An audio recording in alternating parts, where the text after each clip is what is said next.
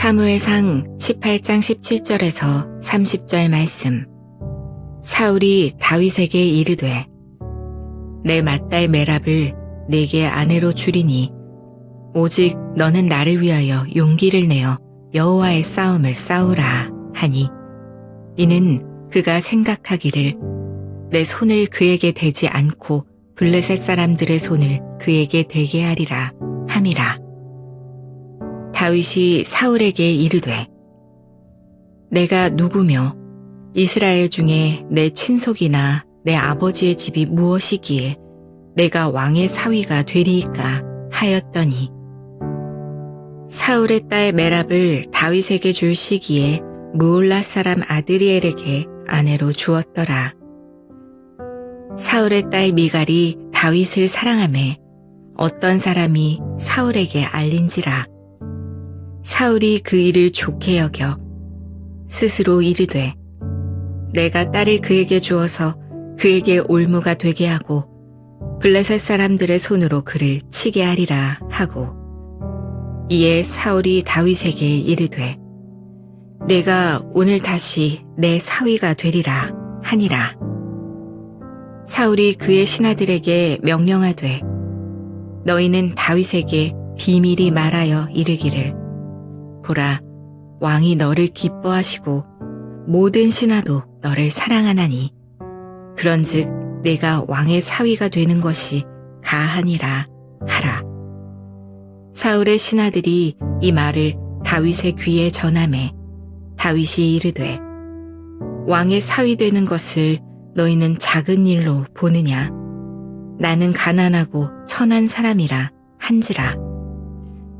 사울의 신하들이 사울에게 말하여 이르되 다윗이 이러이러하게 말하더이다 하니 사울이 이르되 너희는 다윗에게 이같이 말하기를 왕이 아무것도 원하지 아니하고 다만 왕의 원수의 보복으로 블레셋 사람들의 포피 100개를 원하신다 하라 하였으니 이는 사울의 생각에 다윗을 블레셋 사람들의 손에 죽게 하리라 함이라. 사울의 신하들이 이 말을 다윗에게 아뢰매 다윗이 왕의 사위 되는 것을 좋게 여김으로 결혼할 날이 차기 전에 다윗이 일어나서 그의 부하들과 함께 가서 블레셋 사람 200명을 죽이고 그들의 포피를 가져다가 수대로 왕께 드려 왕의 사위가 되고자 하니 사울이 그의 딸 미갈을 다윗에게 아내로 주었더라. 여호와께서 다윗과 함께 계심을 사울이 보고 알았고 사울의 딸 미갈도 그를 사랑하므로 사울이 다윗을 더욱더욱 두려워하여 평생에 다윗의 대적이 되니라. 블레셋 사람들의 방백들이 싸우러 나오면 그들이 나올 때마다 다윗이 사울의 모든 신하보다 더 지혜롭게 행하매 이에 그의 이름이 심히 귀하게 되니라. 주만나 가족 여러분, 오늘 주님 말씀 의지하며 주님과 동행하는 날 되시기를 축복합니다. 사람은 무엇을 의지하느냐에 따라 살아가는 삶의 방식이 달라집니다. 사람을 붙들고 살아가는 사람은 결국 사람을 계산하게 됩니다. 사람의 반응을 계산하고 사람의 시선을 계산합니다.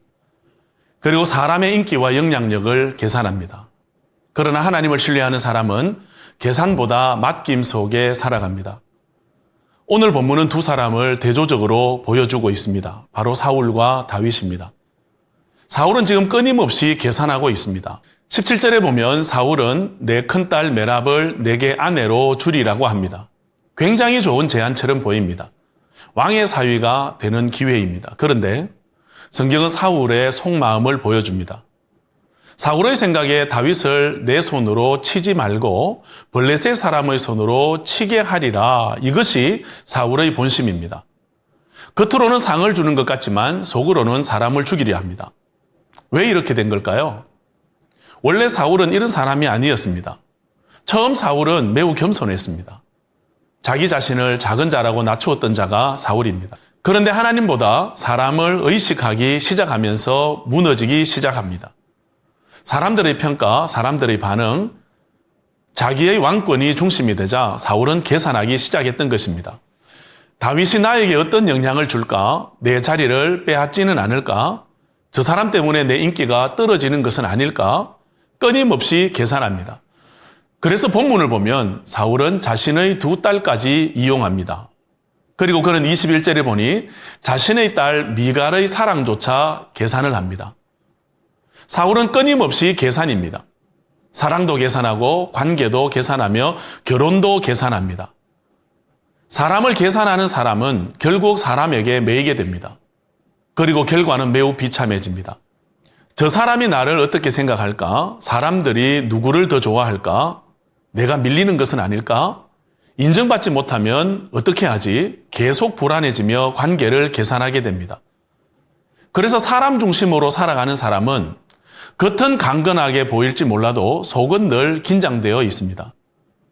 그런데 본문 속 다윗은 이상하리만큼 매우 자유롭습니다. 이상합니다. 사울은 왕인데 불안합니다. 반면 다윗은 죽을 수도 있는 자리인데 평안합니다. 왜 그럴까요? 다윗은 사람보다 하나님의 흐름 안에서 움직이고 있기 때문입니다. 사울은 계산하지만 다윗은 맡깁니다. 사울은 사람의 반응에 묶여 있지만 다윗은 하나님께 묶여 있습니다. 그래서 다윗은 이해할 수 없는 반응을 말합니다. 사위가 되라는 말에 내가 누구이기에 라며 겸손으로 반응하고 보피 100개를 가져오라는 말에 조건과 계산보다 그냥 갑니다. 다윗이 그럴 수 있었던 것은 다윗은 자신의 인생을 자기가 붙들고 있다고 생각하지 않았기 때문입니다. 다윗은 자신의 인생을 하나님께 맡겼습니다. 우리는 다윗의 모습에서 믿음의 사람을 볼 수 있습니다. 믿음의 사람은 계산하는 사람이 아닙니다. 맡길 줄 아는 사람입니다. 다윗은 바보가 아닙니다. 지금의 상황을 읽을 수 있는 지혜와 지식이 없는 자가 아닙니다. 자신의 마음과 생각을 필요하지 못할 정도로 멍청한 사람이 아닙니다. 다윗은 분위기를 충분히 압니다. 위험도 알고 있습니다. 뭔가 지금 자신이 속고 있다는 것도 알고 있습니다. 그럼에도 계산하지 않습니다. 무너지지 않습니다. 불안하거나 두려워하지 않습니다. 왜냐하면 사람보다 하나님이 더 큰 분임을 보았고 그분에게 자기를 맡겨드렸기 때문입니다. 이런 경우는 요셉에게서도 볼 수 있습니다. 요셉의 형들은 죽일까, 팔아버릴까, 감출까, 어떻게 속일까 계속 계산합니다. 아버지 야곱이 죽고도 형들은 계산합니다. 아버지가 죽었으니 이제 요셉이 보복하면 우리가 어떻게 해야 하나? 그러나 요셉은 계산하지 않습니다. 당신들은 나를 해하려 하였으나 하나님은 그것을 선으로 바꾸셨습니다. 라고 고백합니다. 내가 당신들과 당신들의 자녀를 기를 것이라고 합니다. 그리고 간곡히 위로합니다. 요셉은 과거의 일을 계산하지 않습니다. 미래의 일도 계산하지 않습니다. 왜냐하면 요셉은 더 큰 하나님을 보았기 때문입니다. 그리고 그 하나님께 자기를 맡겨드렸기 때문입니다. 주만나 가족 여러분, 사람을 계산하기 시작하면 인생이 점점 복잡해집니다. 관계도 피곤해지고 마음도 불안해지며 자꾸만 비교하게 됩니다. 그러나 하나님을 신뢰하기 시작하면 자유로워집니다. 왜냐하면 내 인생의 결과는 사람의 손에 달린 것이 아니라 하나님의 손에 달려있기 때문입니다. 하나님을 신뢰하면 맡겨드릴 수 있습니다. 하나님을 신뢰하면 기다릴 수 있습니다. 오늘도 내 삶의 주인 되신 우리 주님을 붙들 수 있기를 축복합니다. 기도하겠습니다. 살아계신 하나님, 오늘도 내 삶을 주님께 맡겨드립니다. 내 생각과 지식과 경험으로 오늘의 삶을 계산하기보다 나의 주인 되신 주님을 신뢰하며 주님의 인도하심을 따르는 하루가 되게 하여 주옵소서. 예수님의 이름으로 기도드립니다. 아멘.